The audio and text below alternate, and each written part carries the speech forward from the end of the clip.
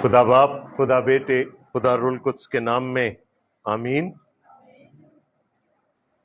Bible مقدس میں سے عہد عتیق خروج کی کتاب اور اس کا دوسرا باب ہم پڑھیں گے۔ خروج کی کتاب اس کا دوسرا باب اور اس کی پہلی آیت سے۔ اور لاوی کے گھرانے کے ایک شخص نے جا کر لاوی کی نسل کی ایک عورت سے بیاہ کیا۔ وہ عورت حاملہ ہوئی اور اس کے بیٹا ہوا، اور اس نے یہ دیکھ کر کہ بچہ خوبصورت ہے 3 مہینے تک اسے چھپا کر رکھا، اور جب اسے اور زیادہ چھپا نہ سکی تو اس نے سرکنڈوں کا ایک ٹوکرا لیا اور اس پر چکنی مٹی اور رال لگا کر لڑکے کو اس میں رکھا اور اسے دریا کے کنارے جھاؤ میں چھوڑ آئی، اور اس کی بہن دور کھڑی رہی تاکہ دیکھے کہ اس کے ساتھ کیا ہوتا ہے۔ اور فرعون کی بیٹی دریا پر غسل کرنے آئی اور اس کی سہیلیاں دریا کے کنارے کنارے ٹہلنے لگیں۔ تب اس نے جھاؤ میں وہ ٹوکرا دیکھ کر اپنی سہیلی کو بھیجا کہ اسے اٹھا لائے۔ جب اس نے اسے کھولا تو لڑکے کو دیکھا اور وہ بچہ رو رہا تھا۔ اسے اس پر رحم آیا اور کہنے لگی، یہ کسی عبرانی کا بچہ ہے۔ تب اس کی بہن نے فرعون کی بیٹی سے کہا، کیا میں جا کر عبرانی عورتوں میں سے ایک دائی تیرے پاس بلا لاؤں جو تیرے لیے اس بچے کو دودھ پلایا کرے؟ فرعون کی بیٹی نے اسے کہا، جا۔ وہ لڑکی جا کر اس بچے کی ماں کو بلا لائی۔ فرعون کی بیٹی نے اسے کہا، تو اس بچے کو لے جا کر میرے لیے دودھ پلا، میں تجھے تیری اجرت دیا کروں گی۔ وہ عورت اس بچے کو لے جا کر دودھ پلانے لگی۔ جب بچہ کچھ بڑا ہوا تو وہ اسے فرعون کی بیٹی کے پاس لے گئی، اور وہ اس کا بیٹا ٹھہرا، اور اس نے اس کا نام موسیٰ یہ کہہ کر رکھا کہ میں نے اسے پانی سے نکالا۔ اتنے میں جب موسیٰ بڑا ہوا تو باہر اپنے بھائیوں کے پاس گیا، اور ان کی مشقتوں پر اس کی نظر پڑی، اور اس نے دیکھا کہ ایک مصری اس کے ایک عبرانی بھائی کو مار رہا ہے۔ پھر اس نے ادھر ادھر نگاہ کی، اور جب دیکھا کہ وہاں کوئی دوسرا آدمی نہیں ہے تو اس مصری کو جان سے مار کر اسے ریت میں چھپا دیا۔ پھر دوسرے دن وہ باہر گیا اور دیکھا کہ وہ دو عبرانی آپس میں مار پیٹ کر رہے ہیں۔ تب اس نے اسے جس کا قصور تھا کہا کہ تو اپنے ساتھی کو کیوں مارتا ہے؟ اس نے کہا، تجھے کس نے ہم پر حاکم یا منصف مقرر کیا؟ کیا جس طرح تو نے اس مصری کو مار ڈالا مجھے بھی مار ڈالنا چاہتا ہے؟ تب موسیٰ یہ سوچ کر ڈرا کہ بلا شک یہ بھید فاش ہو گیا۔ جب فرعون نے یہ سنا تو چاہا کہ موسیٰ کو قتل کرے، پر موسیٰ فرعون کے حضور سے بھاگ کر ملک مدیان میں جا بسا۔ وہاں وہ ایک کنویں کے نزدیک بیٹھا تھا، اور مدیان کے کاہن کی 7 بیٹیاں تھیں۔ وہ آئیں اور پانی بھر کر کٹھروں میں ڈالنے لگیں تاکہ اپنے باپ کے بھیڑ بکریوں کو پلائیں، اور گڈریے آ کر ان کو بھگانے لگے، لیکن موسیٰ کھڑا ہو گیا اور اس نے ان کی مدد کی اور ان کی بھیڑ بکریوں کو پانی پلایا۔ اور جب وہ اپنے باپ رؤیل کے پاس لوٹیں تو اس نے پوچھا کہ آج تم اس قدر جلد کیسے آ گئیں؟ انہوں نے کہا، ایک مصری نے ہم کو گڈریوں کے ہاتھ سے بچایا اور ہمارے بدلے پانی بھر بھر کر بکریوں کو پلایا۔ اس نے اپنی بیٹیوں سے کہا کہ وہ آدمی کہاں ہے؟ تم اسے کیوں چھوڑ آئیں؟ اسے بلا لاؤ کہ روٹی کھائے۔ اور موسیٰ اس شخص کے ساتھ رہنے کو راضی ہو گیا۔ تب اس نے اپنی بیٹی صفورہ موسیٰ کو بیاہ دی، اور اس کے ایک بیٹا ہوا، اور موسیٰ نے اس کا نام جرثوم یہ کہہ کر رکھا کہ میں اجنبی ملک میں مسافر ہوں۔ اور ایک مدت کے بعد یوں ہوا کہ مصر کا بادشاہ مر گیا، اور بنی اسرائیل اپنی غلامی کے سبب سے آہ بھرنے لگے، اور وہ روئے، اور ان کا رونا جو ان کی غلامی کے باعث تھا خدا تک پہنچا، اور خدا نے ان کا کراہنا سنا، اور خدا نے اپنے عہد کو جو ابراہم اور اسحاق اور یعقوب کے ساتھ تھا یاد کیا، اور خدا نے بنی اسرائیل پر نظر کی اور ان کے حال کو معلوم کیا۔ خداوند کے کلام کے پڑھے اور سنے جانے پر اس کی برکت ہو، آمین۔ خروج کی کتاب کے بارے میں آج شام ہی آپ کو بتا چکا تھا کہ this is one of the foundational books in the scripture. یہ بنیاد ہے، یہاں پر ہمارے عقیدے کی بنیاد ہمیں ملتی ہے۔ خروج کی کتاب بائبلی نجات کا پیراڈائم ہے، یہ نمونہ ہے، ماڈل ہے بائبلی نجات کا، اور اگر ہم خروج کی کتاب کی کہانی کو نہیں سمجھ پائیں گے تو ہم بائبل کی نجات کو کبھی بھی سمجھ نہیں سکتے۔ یہ فاؤنڈیشنل کتاب ہے، اس پر بہت بڑی عمارت جو خدا کی نجات کی عمارت ہے وہ کھڑی ہے، لہٰذا اس کو سمجھنا، اس کے معنی کو جاننا ہمارے لیے اشد ضروری ہے۔ جب ہم دوسرے باب کو دیکھتے ہیں تو یہاں پر ایک چیز ہمیں بہت واضح ہو کر ہمارے سامنے آتی ہے،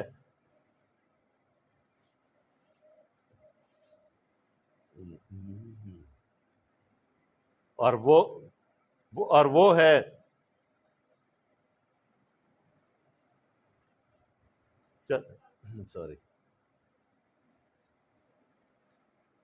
وہ ہے خدا کی پروردگاری، the providence, the provision of God۔ خدا اپنے لوگوں کی کمزوریوں میں ان کے لیے مدد فراہم کرتا ہے، and this is my country view for this passage۔ اور اسی کی بنیاد پر اب ہم اس کو آگے چل کر دیکھیں گے، لیکن اس سے پہلے میں آپ کو اس کا سیاق و سباق بتا دوں۔ پیدائش کے کتاب کے 12ویں باب کی 3 آیت میں خدا نے ابرام سے کہا تھا کہ اگر تو میری بات مانے گا، تو اپنے وطن کو، اپنے ناطے داروں کو چھوڑ کر اس ملک میں جا بسے گا جو میں تجھے دکھاؤں گا، تو میں تیرے لیے 3 بڑے کام کروں گا۔ سب سے پہلا کام، میں تجھے بڑی قوم بناؤں گا۔ دوسرا کام، میں تجھے بڑا نام بخشوں گا۔ اور تیسرا کام یہ ہوگا کہ تیرے وسیلے سے دنیا کے سب قبیلے برکت پائیں گے، یہ بڑی برکت میں تجھے دینے جا رہا ہوں۔ جب بنی اسرائیل یعقوب کے ساتھ ملک موعود سے چلے تھے مصر کو جانے کے لیے، تو صرف 70-75 لوگ تھے۔ ابھی تک ابرام سے کیا گیا کوئی وعدہ پورا نہیں ہوا تھا۔ یہ لوگ مصر میں گئے، مصر میں رہے، وہاں ان کے وسیلے سے خدا نے مصریوں کو بڑی برکت دی۔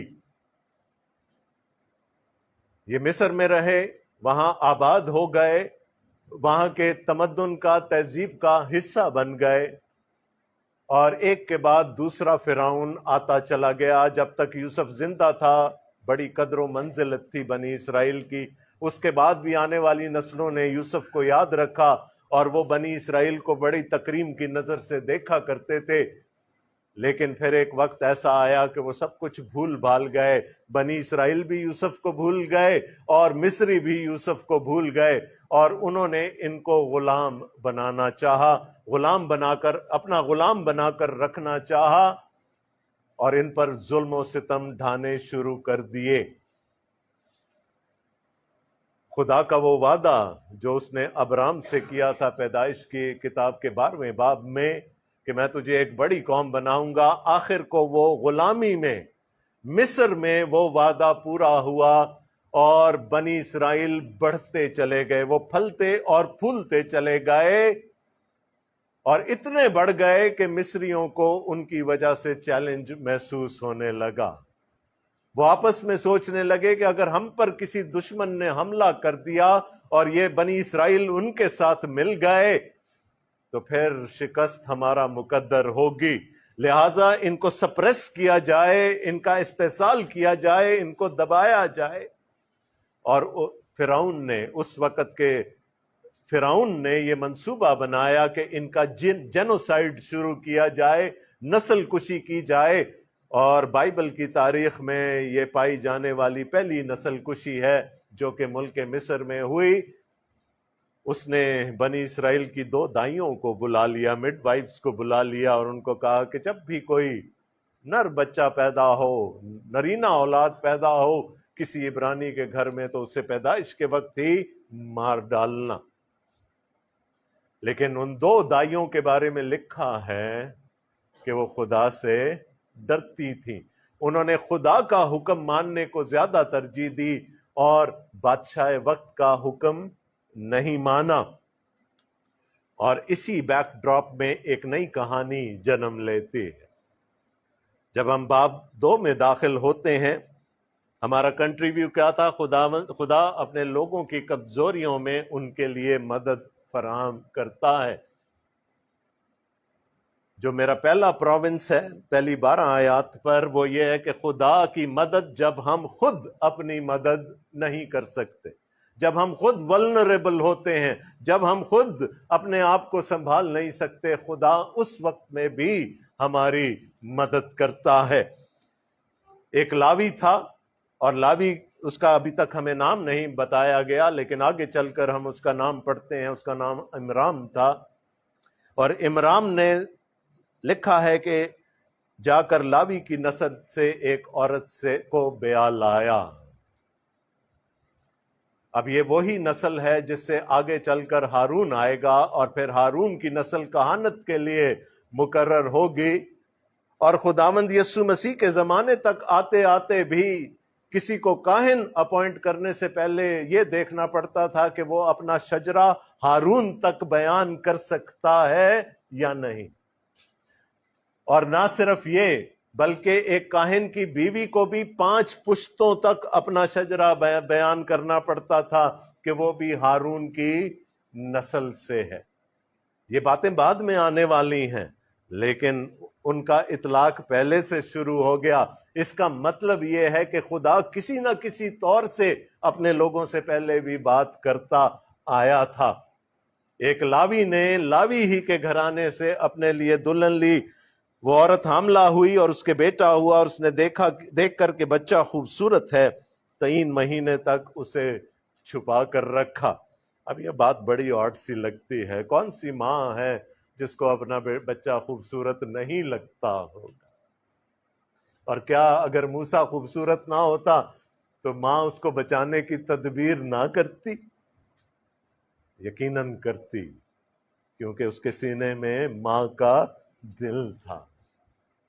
اور اس عورت نے یہ سوچا، جس کا نام ابھی ہمیں نہیں بلکہ بعد میں پتا چلے گا، یوکبد نام تھا موسیٰ کی ماں کا، اس نے یہ سوچا کہ میں کسی طرح اپنے بچے کو چھپائے رکھوں، اپنے گھر میں ہی چھپائے رکھوں۔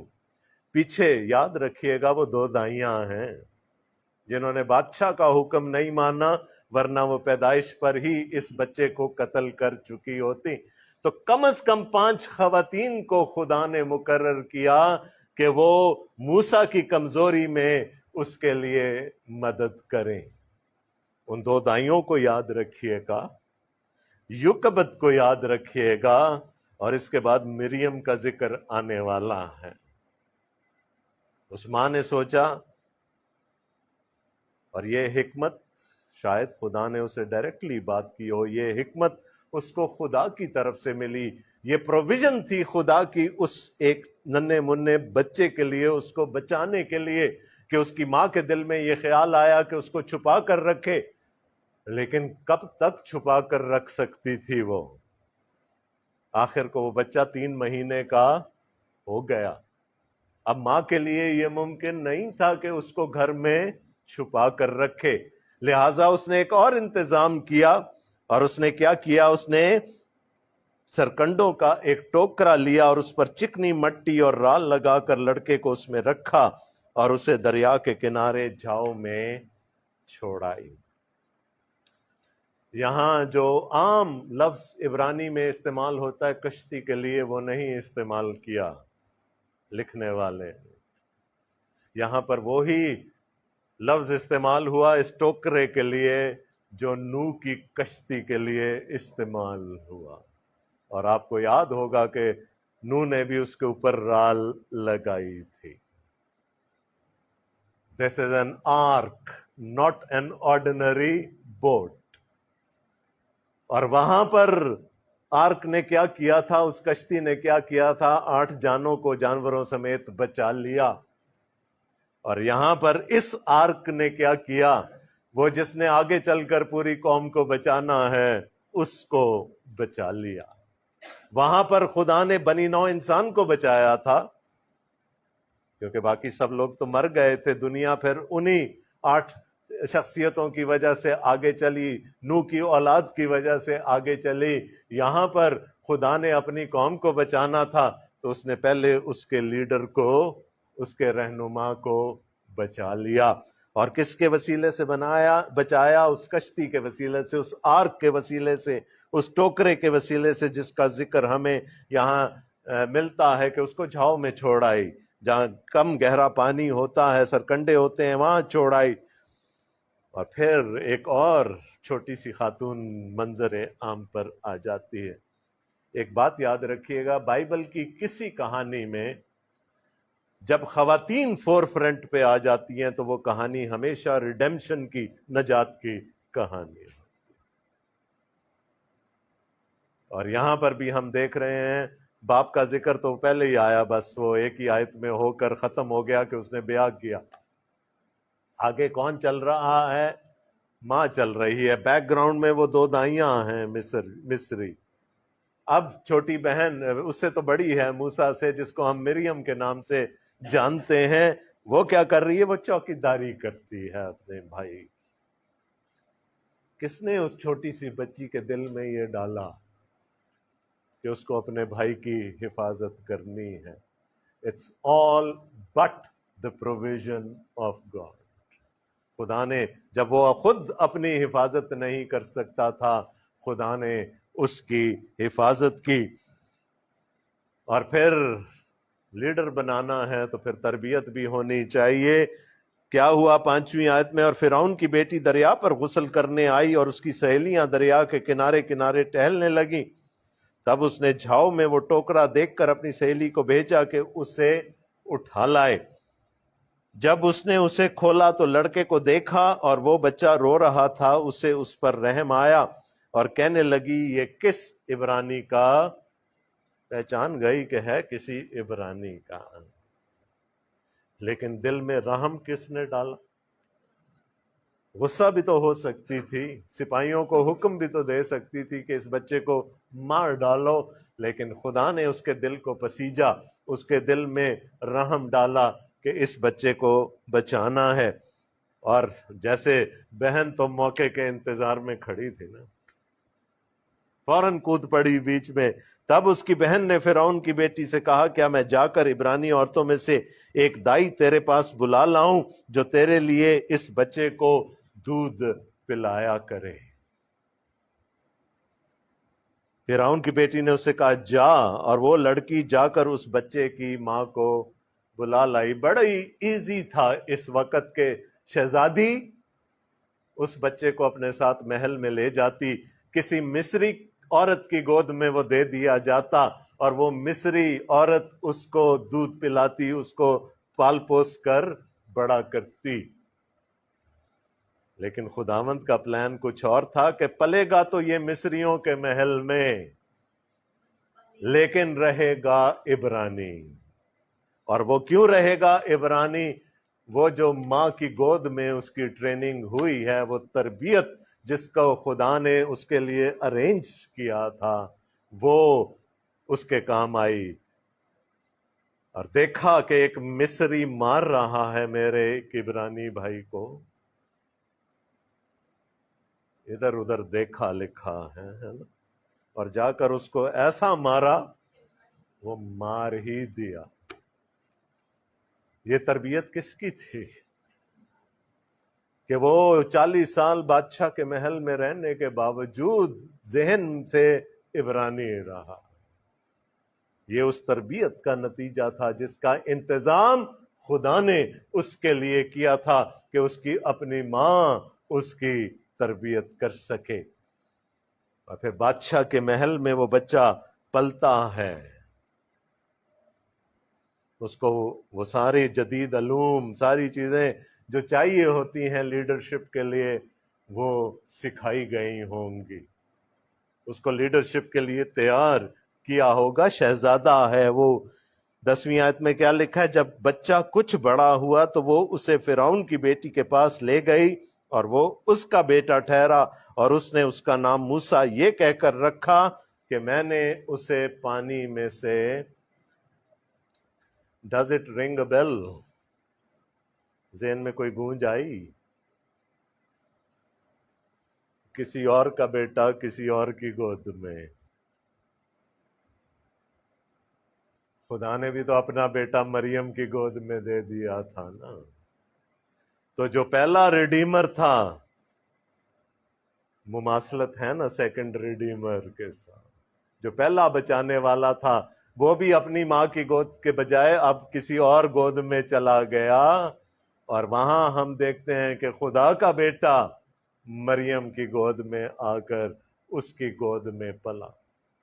اس کے لیے بھی when he was vulnerable خدا نے انتظام کر رکھا تھا کہ اس کی پیدائش سے پہلے اس کا قانونی باپ مقرر کر دیا یوسف بن یعقوب کو. وہ انکار کر دیتا تو مریم تو سنسار کی جاتی اور وہ بچہ ماں کی کوکھ میں ہی مار ڈالا جاتا.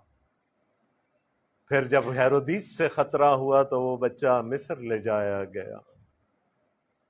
تو خدا اپنے لوگوں کو ان کی ولنریبلٹیز میں، جب وہ کمزور ہوتے ہیں، جب وہ اپنی حفاظت خود کرنے کے قابل نہیں ہوتے، ان کو مدد فراہم کرتا ہے. ہمارا پروردگار ہے خدا، مہیا کرنے والا، فراہم کرنے والا خدا ہے. اور یہاں پر ہم دیکھتے ہیں کہ اس نے قدم قدم پر پہلے زندگی مہیا کی، پھر حفاظت دی. بہن بیٹھ کر چوکیداری کر رہی ہے، پھر تربیت پہلے ماں کی گود میں پائی، اپنی سگی ماں کے گود میں پائی، اور پھر بادشاہ کے محل میں پائی، اور یوں وہ لیڈرشپ کے لیے تیار ہو گیا. ایک چھوٹی سی گواہی شیئر کرنا چاہتا ہوں. میں جس ماحول میں پیدا ہوا، جس ماحول میں پلا بڑا، مجھے نہیں یاد کہ میرا کوئی ہم عمر ایسا ہو جو میٹرک سے اوپر گیا ہو. وہاں کا ماحول ایسا تھا جہاں پر میں پیدا ہوا، جہاں پر پلا بڑا. اکثر نشے بازیوں میں پڑھ کر بہت چھوٹی عمروں میں ہی مر گئے. میٹرک تو پھر میں نے زیادہ بات کر دی، وہ مڈل وغیرہ تک بھی کوئی نہیں پہنچا. اس جگہ پر خدا نے میری ماں کے دل میں یہ ڈالا کہ اس کو یہاں گلی محلے کے اسکول میں نہیں پڑھانا. اپنا پیٹ کاٹ لیں گے لیکن اچھے اسکول میں پڑھائیں گے. اگر آج میں پیچھے مڑ کر دیکھوں اور ابھی کی اپنی حالت دیکھوں، آپ کہیں گے there is no match. There is no match.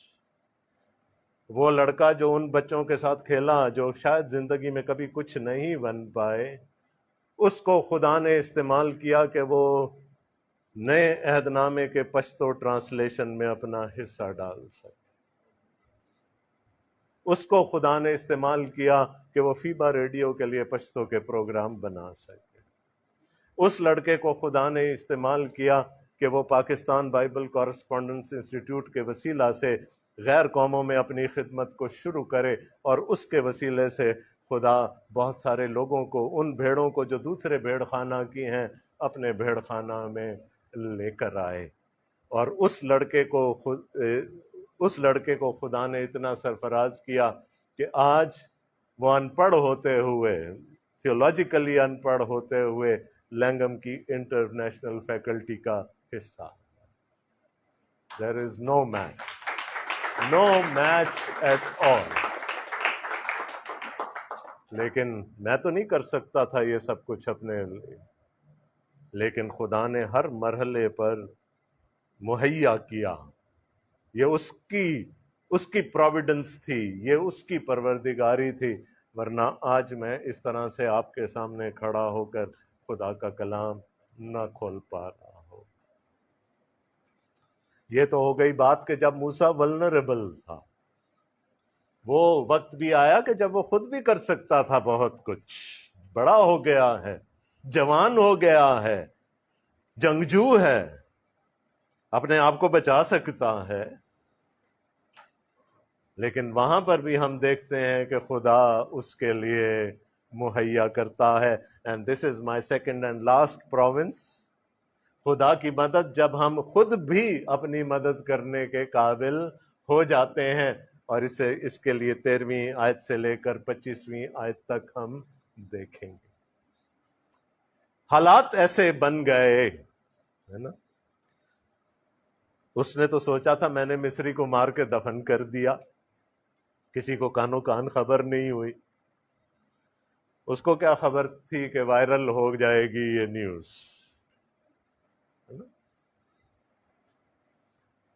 داؤد نے سوچا میں نے جو کچھ بتسبا کے ساتھ کیا، سوائے میرے چند خادموں کو اور خادموں کے اور کسی کو اس کی بھنک نہیں پڑی۔ ایک دن ناتن نبی آ گیا دربار میں، تو نے یہ کیا کیا؟ اس نے کہا میں نے تو یہ گناہ 7 پردوں کے پیچھے کیا تھا، تجھے کیسے خبر ہو گئی؟ اور آج تو ہر جگہ ویڈیو بن جاتی ہے، ہر جگہ ویڈیو وائرل ہو جاتی ہے، لیکن وہاں پر بھی ہم دیکھتے ہیں کہ خبر جنگل کی آگ کی طرح ہی پھیل گئی۔ عبرانیوں کا آپس میں جھگڑا ہو گیا، موسیٰ صلح کرانے جا رہا ہے۔ بڑا عجیب سا ثواب، وہ جو ایگریسر تھا، جو مار رہا تھا، اس نے کہا تجھے کس نے ہمارا منصف مقرر کیا؟ تو تو مصری ہے، تو تو بادشاہ کے محل میں پلا بڑا ہے، تجھے ہم سے کیا کام؟ لیکن خدا چاہتا ہے نا کہ ہم اپنے بھائیوں کی خبر رکھیں۔ قائن نے بھی تو یہی کہا تھا، کیا میں اپنے بھائی کا محافظ ہوں؟ اس کا جواب یہی ہے، ہاں تو اپنے بھائی کا محافظ۔ ہمیں اپنے بھائیوں کو بچانا۔ اب یہاں اگریسر بھی عبرانی ہے تو مار تو نہیں سکتا، لیکن اس نے کہا جیسے تو نے مصری کو مارا، کیا تو مجھے بھی مار ڈالنا چاہتا ہے؟ لیں جی، کانپیں ٹانگ گئیں پھر موسیٰ۔ اس نے کہا میں یہ تو اب خبر وائرل ہو ہی گئی ہے، فرعون کو پتا چلا تو وہ تو مجھے مار ڈالے گا۔ تو اس نے کیا کیا؟ راہ فرار اختیار کی، وہاں سے بھاگ گیا۔ He became a fugitive۔ اور کہاں چلا گیا؟ مدیان۔ اب دیکھیں اس کے باپ دادا سے کون سے ملک کا وعدہ کیا گیا تھا؟ کنعان کا۔ وہاں سے نکل کر کہاں آئے وہ لوگ؟ مصر میں، اور اب مصر سے نکل کر وہ مدیان آ گیا ہے، لیکن یہ بھی خداوند کے منصوبے کا حصہ ہے۔ وہاں وہ ایک کنویں کے نزدیک بیٹھا تھا، اور میں نے کہا جہاں بھی بائبل میں ہم کنویں کا ذکر پڑھتے ہیں، پیچھے سے شہنائیوں کی آواز آنی شروع ہو جاتی ہے۔ بہت ساری شادیاں جو ہیں وہ کنووں پر ارینج ہو گئیں، تو یہاں پر بھی کچھ ایسا ہی لگ رہا ہے کہ آگے چل کے یہی ہونے جا رہا ہے۔ Now he is without a family۔ نہ اپنی فیملی ہے، نہ بادشاہ کی فیملی ہے اب اس کی سپورٹ کے لیے۔ he is alone۔ اکیلا ہے اور ایک اجنبی ملک میں ہے۔ کر سکتا ہے اپنے لیے سب کچھ مہیا کر سکتا ہے، لیکن خدا اس حالت میں بھی اس کے لیے مہیا کرتا ہے۔ اس کو سب سے پہلے ایک خاندان چاہیے، ایک رہنے کا ٹھکانہ چاہیے اور ایک خاندان چاہیے۔ لکھا ہے مدیان کے کاہن کی 7 بیٹیاں تھیں، وہ آئیں اور پانی بھر بھر کر کٹروں میں ڈالنے لگیں تاکہ اپنے باپ کی بھیڑ بکریوں کو پلائیں، اور گڈریے آ کر ان کو بھگانے لگے، لیکن موسیٰ کھڑا ہو گیا اور اس نے ان کی مدد کی اور ان کی بھیڑ بکریوں کو پانی پلایا۔ کسی نے کہا یہ آڈ ہے بات، کیونکہ ہر جگہ ہوا یہ کہ خواتین پانی پلاتی رہیں، یہاں پر موسیٰ نے والنٹیئر کیا، تو 400 سال کا وقت گزر چکا ہے، ایک نیا ملک ہے، نیا کلچر ہے، نیا تمدن ہے، شاید اس وجہ سے شاید موسیٰ کے ماتھے پہ یہ لکھا ہوا تھا کہ تو نے چھڑانا ہے لوگوں۔ ملک بدل گیا لیکن کام نہیں بدلا موسیٰ۔ ہاں جی، تو شاید اس کی گھٹی میں تھا یہ۔ یہاں پر بھی اس نے دیکھا کہ وہ گڈریے تنگ کر رہے ہیں ان لڑکیوں کو، تو ان کو بچایا، ان کے جانوروں کو پانی پلایا، اور جب وہ اپنے باپ رؤیل کے پاس لوٹی تو اس نے پوچھا کہ آج تم اس قدر جلد کیسے آ گئیں؟ یہاں پر اس کے باپ کا نام رؤیل، ان کے باپ کا نام رؤیل بتایا گیا، which means the neighbor of God، خدا کا پڑوسی۔ In a sense, are we all not neighbors of God؟ کیا ہم سب خدا کے پڑوسی نہیں ہیں؟ پوری بنی نوع انسان کیا خدا کی پڑوسی نہیں ہے؟ کم از کم خدا کا منصوبہ تو یہی تھا نا کہ وہ میرے پڑوس میں رہے۔ تو ویری ایپٹ نیم رویل، اور پھر ہم دیکھتے ہیں کہ اس کا نام اگلے باب میں چل کر ہمیں یترو، تو probably he had more than one name۔ انہوں نے کہا ایک مصری نے ہم کو گڈریوں کے ہاتھ سے بچایا اور ہمارے بدلے پانی بھر بھر کے بھیڑ بکریوں کو پلایا۔ تو یہاں پر پہچان کیا ہوئی موسیٰ کی؟ ایٹ لیسٹ انیشیل پہچان کیا ہوئی؟ کہ وہ ایک مصری ہے، کیونکہ بنی اسرائیل تو مصر میں ہی رہ رہے تھے نا، تو any one coming out of Egypt would be an Egyptian. تو اس کو کہا کہ وہ ایک مصری نے ہمیں بچا لیا آج۔ اس نے اپنی بیٹیوں سے کہا کہ وہ آدمی کہاں ہے؟ تم اسے کیوں چھوڑائیں؟ اسے بلا لاؤ کہ روٹی کھائے۔ اب نیئر ایسٹ کی بات ہو رہی ہے، ایسٹرن کلچر ہے، اس زمانے سے یہ چلتا آ رہا ہے کہ اگر کوئی مہمان ہے، کوئی پردیسی ہے، تو پھر کھانا تو پوچھنا ہے نا، رہنے کا ٹھکانہ بھی اگر ہو سکے، اور خدا کا کلام بھی ہمیں اس بات پر انکریج کرتا ہے۔ اور یہ ایک غیر قوم کا، غیر مذہب کا کاہن ہے، لیکن ٹریڈیشنز، ویلیوز اس کی وہی ہیں۔ اس نے کہا اس کو ساتھ کیوں نہیں لے کر آئیں کہ وہ ہمارے ساتھ روٹی کھائے، وہ پردیسی ہے۔ میں پشاور میں رہتا تھا، میں جب میڈیکل اسٹوڈنٹ تھا تو ان دنوں میں افغان ریفیوجیز پاکستان میں آئے بہت بڑی تعداد میں، اور ان کی سپورٹ کے لیے پھر بہت سے غیر ملکی ادارے حرکت میں آ گئے، بہت سارے غیر ملکی لوگ آ کر پشاور میں آ بسے، جن میں سے کچھ مشنری بھی تھے، اور ان میں سے کچھ کے ساتھ میری بڑی اچھی دوستی ہو گئی۔ تو ایسے ایک شام بیٹھے ہوئے تھے تو انہوں نے کہا کہ ہم نے ہاسپٹیلٹی کا لفظ پڑھا ضرور تھا، لیکن ہمیں پتہ نہیں تھا کہ ہاسپٹیلٹی کیا ہوتی ہے، مہمان نوازی کیا ہوتے ہیں۔ انہوں نے کہا یہاں آ کر بسے ہیں تو ہمیں پتہ چلا کہ اصل میں مہمان نوازی کس کو کہتے ہیں۔ تو یہ ایسٹرن کلچرز کا ایک یہ ترا امتیاز ہے، اور پھر پٹھان تو اس میں ید طولہ رکھتے ہیں مہمان نوازی میں۔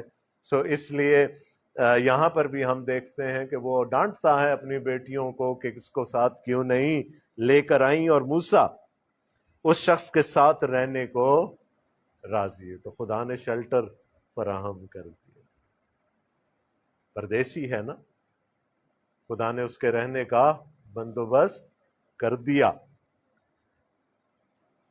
تب اس نے اپنی بیٹی صفورہ موسیٰ کو بیاہ دی۔ باغ عدن میں خدا نے ایک اعلان کیا کہ آدم کا اکیلا رہنا اچھا نہیں، میں اس کے لیے ایک مددگار اس کی مانند بناؤں گا۔ یہاں پر یہ کس کے پاس جاتا موسیٰ ایک مددگار ڈھونڈنے کے لیے؟ نہ اپنا خاندان ہے، نہ اپنے لوگ ہیں، but God provided, just as he provided Eve for Adam in the Garden of Eden, he provided Zipporah for Moses in Midian۔ جیسے اس نے آدم کے لیے ہوا کو مہیا کیا، اسی طرح یہاں اس نے اپنے قول کے مطابق کہ آدم کا اکیلے رہنا اچھا نہیں، اس نے ایک بیوی مہیا کر دی، اور یہ بیوی اس کے لیے آگے چل کر کس کس صورت میں سپورٹ کا باعث بنی، مددگار بنی. جب ہم کہانی میں آگے بڑھتے ہیں تو ہمیں پتہ چلتا ہے نہ صرف یہ خاندان مل گیا، ایک سسر مل گیا جس کا نام ابھی تک ہم نے رویل پڑھا ہے، لیکن آگے چل کر یترو ہو جائے گا، اور یترو موسیٰ کا ایک بہت اچھا مشیر بن گیا، ایڈوائزر بن گیا ہے نا. اس نے کہا تو کیا ادھر سے ادھر ہر وقت بھاگا پھرتا ہے، تو 50 پہ 100 پہ سردار مقرر کر دے. حکمت کی بات کی اس. تو خدا نے نہ صرف بیوی رہنے کا ٹھکانہ مہیا کر دیا، خدا نے اس کو ایک زندگی کا ساتھی، ایک مددگار مہیا کر دیا، اور اس کے ساتھ خدا نے اس کو ایک سسر مہیا کر دیا جو اس کے لیے ایک اچھا مشیر ثابت ہوا. And that is how God works in the lives of His people. اور ایک مدت کے بعد یوں ہوا. اب ریزن کیا تھا اس ساری چیزوں کے پیچھے؟ موسیٰ کے لیے یہ ساری چیزیں فراہم کرنے کا ایک سبب تھا نا. خدا کچھ اور فراہم کرنا چاہ رہا. ایک مدت کے بعد یوں ہوا کہ مصر کا بادشاہ مر گیا، اور بنی اسرائیل اپنی غلامی کے سبب سے آہ بھرنے لگے اور روئے، اور ان کا رونا جو ان کی غلامی کے باعث تھا خدا تک پہنچا، اور خدا نے ان کا کرہنہ سنا، اور خدا نے اپنے عہد کو جو ابراہم اور اسحاق اور یعقوب کے ساتھ تھا یاد کیا. اور خدا نے بنی اسرائیل پر نظر کی اور ان کے حال کو. پیچھے بیک گراؤنڈ میں ایک اور فلم چل رہی ہے، اور وہ یہ ہے کہ خدا نے ایک بڑے پیمانے پر اپنے لوگوں کی نجات کا بندوبست کرنا. وہاں پر بھی ہم خدا کی پروویڈنس دیکھیں گے، خدا کی. اور جو میں یہ کہہ رہا ہوں نا، وہ خود بھی کر سکتے تھے. مصریوں سے تعداد میں زیادہ ہیں، اگر بغاوت کرنے پر اتر آئیں تو نکل سکتے تھے وہاں سے، لیکن ایسا ان کو استحصال میں ایسا ان کو دبا کر رکھا گیا کہ انہوں نے ہمت نہیں پکڑی. اور اب خدا پھر ان کی مدد کرنے کے لیے اترا، جو ہم اگلے باب میں پڑھتے ہیں. وہ کون سا عہد تھا جو خدا نے ابراہم اور اسحاق اور یعقوب کے ساتھ کیا، جس کو خدا نے یہاں یاد کیا؟ پیدائش کی 15 باب میں ہم پڑھتے ہیں کہ خدا نے ابراہم پر ایک گہری نیند بھیجی، ویسی ہی نیند جیسی اس نے باغ عدن میں آدم پر بھیجی تھی. اور پھر خدا نے اس کو اس کی نسل کا فیوچر دکھا دیا کہ تیری نسل کے ساتھ آئندہ کیا ہوگا. وہ 400 سال غلامی میں رہیں گے، اور جب ارامیوں کے گناہ ایک حد سے تجاوز کر جائیں گے، میں ان کو عدالت کرنے کے لیے واپس لے کر آؤں گا. تو خدا نے اس عہد کو یاد کیا. and the time had come now that God should deliver his people. لیکن اس سے پہلے پریپریشن شروع ہو گئی. خدا نے جس بندے کے وسیلہ سے یہ سب کچھ کرنا تھا اس کے لیے مہیا کرنا شروع کر دیا. تو the God of Bible is a provider God. وہ پروردگار ہے، وہ ہماری ہر قسم کی ضرورت کو فراہم کرنے کی قدرت رکھتا. The only thing is that we have to trust in his providence. ہمیں اس کی پروویڈنس پر، ہمیں اس کی پروردگاری پر ایمان رکھنے کی ضرورت ہے، بھروسہ کرنے کی، توکل کرنے کی ضرورت ہے. ریسٹ ایشورڈ کہ جیسے خدا موسیٰ کو اس کشتی سے، اس ٹوکرے سے نکال کر بنی اسرائیل کا رہنما بنا سکتا ہے، جیسے خدا اپنا فضل مجھ جیسے کمزور اور حقیر انسان پر کر سکتا ہے. God can work for anyone. وہ اپنے لوگوں کو مہیا کرتا ہے، وہ ان کو مہیا کرنے پر قادر ہے. خداوند آپ سب کو بڑی برکت دے.